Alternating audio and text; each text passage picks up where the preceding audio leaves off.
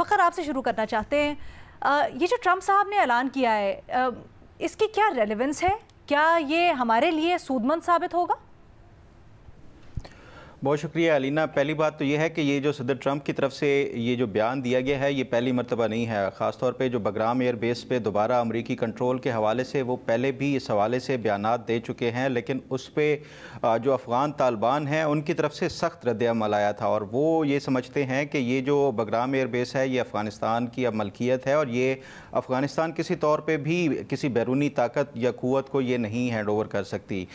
एक तरफ तो ये सूरत हाल है और उसके बाद हमने देखा कि सदर ट्रंप की तरफ से पहले भी जब ये बयानात दे दिए गए उसके बाद खामोशी छाई, लेकिन ये जो सदर ट्रंप का बयान है ये कोई अचानक से ऐसा नहीं है। ये अगर लॉन्ग टर्म अमेरिका का स्ट्रेटेजिक प्लान देखें इस खित्ते के अंदर तो उसमें अमेरिका की मुख्तलिफ जो गेम्स थी, पहले वो उन्होंने भारत को भी स्ट्रेंथन किया चाइना काउंटर फैक्टर के लिए। चाइना जो भारत की तरफ से ख़ास तौर पे जो मई का एक पाकिस्तान के साथ जंग हुई उससे उनको बड़ी मायूसी हुई है, जो भारत का जिस तरह से उनकी प्रीपेयर्डनेस थी। और फिर उसके साथ साथ ये भी कि जब भारत की तरफ से ये कहा गया कि ये पाकिस्तान अकेला नहीं था बल्कि उसके साथ साथ चीन भी जो हम उनके साथ भी नबूर्द आज़मा थे, तो अमेरिका को जो भारत से मायूसी हुई है उसके साथ साथ अब जो दोबारा से ये एक वो बयानात दे रहे हैं इस खित्ते में जो चाइना को काउंटर करने के लिए, ये उसका जो लॉन्ग टर्म स्ट्रेटेजिक प्लान है ये उसका हिस्सा है। तो ये इसको संजीदा लेना मेरा ख्याल है कि ये इन तमाम हलकों को ये लाजमी है। और फिर उसके साथ साथ देखा जाए इस खित्ते के अंदर जो सूरत हाल बन रही है उसमें पाकिस्तान ये पहले दिन से अमेरिका को ये जो बावर करा रहा है कि जो आपकी तरफ से असलहा छोड़ा गया और उसकी जो तादाद भी बताई गई है कि कितनी है, वो सिर्फ तालिबान जो अफ़गान तालिबान हैं उनके हाथ में नहीं बल्कि उसके साथ साथ जो दहशतगर्द तंजीमें हैं, सिर्फ यही नहीं कि जो अफ़गानिस्तान के अंदर ऑपरेट कर रही हैं बल्कि मुख्तलिफ ममालिक के अंदर जो इस टाइम दहशतगर्द तंजीमें हैं, ये असलहा वहाँ उनको भी ब्लैक मार्केट के ज़रिए ये फ़रोख्त किया जा रहा है। तो ये एक सीरियस जो सिक्योरिटी जो एक लैप्स है जो कि अमेरिका की तरफ से किया गया था। अब ये अगर अमेरिका दोबारा से संजीदगी से ये वापस बगराम एयर बेस को हासिल करना चाहता है तो उसमें मेरा ख्याल है कि ये पाकिस्तान इस पर कोई एतराज़ नहीं करेगा। ख़ास तौर पे जो पाकिस्तान का जो मगरबी बॉर्डर है वो उसकी सूरत हाल जिस हवाले से अब ये DGISPR का भी आप जो स्टेटमेंट थी या जो उन्होंने इंटरव्यू दिया है उसमें उन्होंने तफसीलात बताई हैं, तो उस सूरत हाल में देखा जाए तो ये पाकिस्तान को सूट करता है कि ये बगराम एयर बेस दोबारा से अगर अमरीकी जो उनके कब्ज़े में आ जाए या उनके पास आ जाए तो उससे कम अज़ कम ये अफ़गानिस्तान की सूरत हाल कंट्रोल हो सकती है। लेकिन उसके साथ साथ एक जो पाकिस्तान के लिए जो प्रॉब्लम हो सकता है वो ये है कि अगर रिसेंटली देखें जो फॉरेन मिनिस्टर थे और डिप्टी प्राइम मिनिस्टर हैं इसहाक डार, उनकी ट्राइलेटरल मीटिंग हुई थी जो चाइना के साथ, अफ़गान जो फॉरेन मिनिस्टर थे उनके साथ भी चाइना की तरफ से ये ऐलान किया गया था कि CPEC जो है वो हम अफ़गानिस्तान तक एक्सटेंड करेंगे।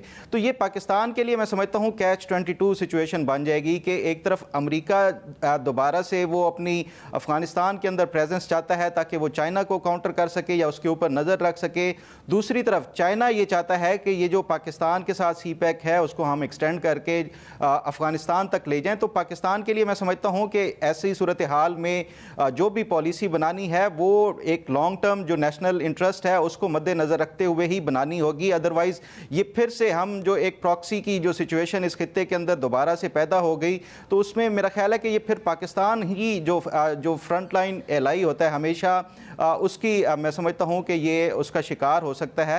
तो ये पाकिस्तान के लिए बड़ा इम्पॉर्टेंट एक मैं समझता हूँ कि ये एक लम्हा या एक मौका है कि उसके ऊपर जो भी पॉलिसी बनाएगी उसके लॉन्ग टर्म असरात होंगे। ठीक है।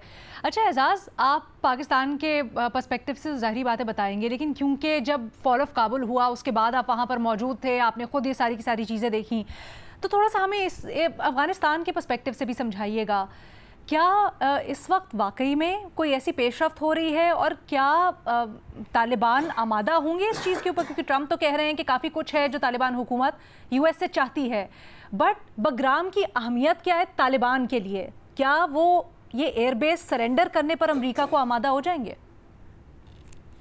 अलीना, तालिबान ने तो कह दिया है कि वो ऐसे किसी ख्याल के हामी नहीं है और उन्होंने अमेरिकी सदर डोनाल्ड ट्रंप को जिसे कहते हैं ना कि कोरा जवाब दे दिया है। लेकिन आगे जो बातचीत हमें नज़र आ रही है या वजह नज़र आ रही है कि क्यों, वो बड़ी अहम है ये जो बागराम एयर बेस है, आपको पता है ये सिर्फ एयर बेस नहीं है बागराम बेस, ये यहाँ पर जेलें भी हैं, यहाँ पर टैंक्स भी रखे जाते थे, ड्रोन्स यहाँ पर रखे जाते थे। ड्रोन की कार्रवाई 2004 में ऑनवर्ड शुरू की अमेरिका ने इस खित्ते में, पाकिस्तान अफ़गानिस्तान में, तो ड्रोन्स यहाँ से उड़ा करते थे। बाद में पाकिस्तान में भी कुछ फैसिलिटीज़ आई, लेकिन मेनली ड्रोन्स जो हैं बागराम एयर बेस पे आए थे। साथ ही साथ ये जो उनका इंटेलिजेंस मरकज़ है अमेरिका का, वो बागराम बेस के ऊपर रहा है। आपको याद हो डॉक्टर अबू दजाना ने अमेरिकी इंटेलिजेंस CIA के 6 टॉप के लोगों को टारगेट किया था, वो यहीं पर बैठा करते थे। डॉक्टर आफिया सदीकी, आपको याद हो, पाकिस्तान की पॉलिटिक्स में बड़ा उनका जिक्र होता है, पाकिस्तान के हवाले से जिक्र होता है आजकल अमेरिका में। डॉक्टर आफिया सदीकी बागराम बेस में रही हैं। तो इस खित्ते में जो सबसे बड़ा सेंटर था, सिंबल ऑफ पावर था, वो यही बेस था, जिसमें अमेरिका के जो मोस्ट सोफिस्टिकेटेड जो वेपनरी है वो रखी गई थी। और ये टारगेट भी माजी में बनता रहा। 2006 में यहाँ से तालिबान ने वेपन्स चुराए थे, अटैक करके मिसाइल जो इनके थे वो चुराए थे। तो बड़ी एक इंटरेस्टिंग बैकग्राउंड है इस कहानी, इस बागराम बेस की। जब जुलाई के एंड में बागराम एयर बेस अगस्त के बाद मिड के बाद अमरीकी यहाँ से निकले, तो इत्तेफाक से मैं वहाँ पर मौजूद था और मैंने इस सारे एरिया को देखा है।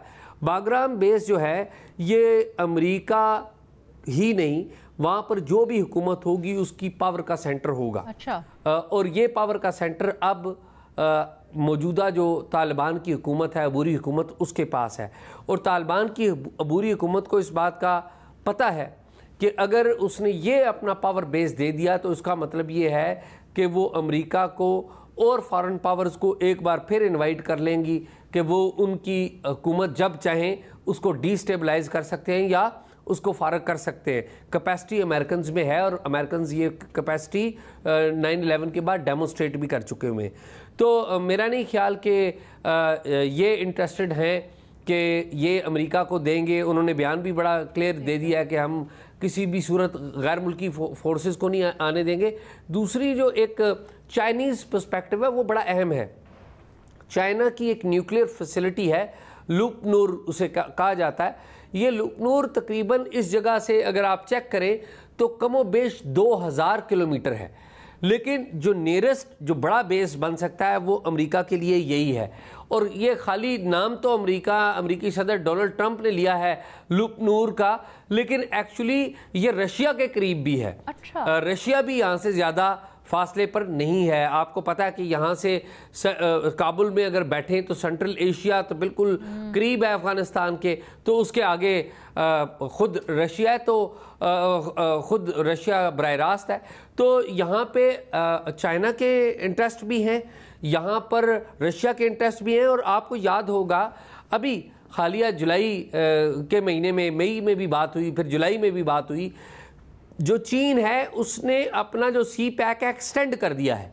और वो जो एक्सटेंशन है वो उन्होंने अफ़गानिस्तान में भी कर दिया। पहले तो पाकिस्तान तक थे, फिर अफ़गानिस्तान में कर दिया और अब वो आगे सेंट्रल एशिया में जाना चाहते हैं। तो अमेरिका का यहाँ पर आना या आने की ख्वाहिश रखना, इसकी बहुत वाइड रेंज और मल्टीपर्पस इसकी रीजंस हैं। लेकिन मेरा नहीं ख्याल कि तालिबान इतने इजीली। तरीन बता दीजिएगा, क्या पाकिस्तान के हक में है या नहीं? अभी आप कैसे इसको रीड कर रहे हैं?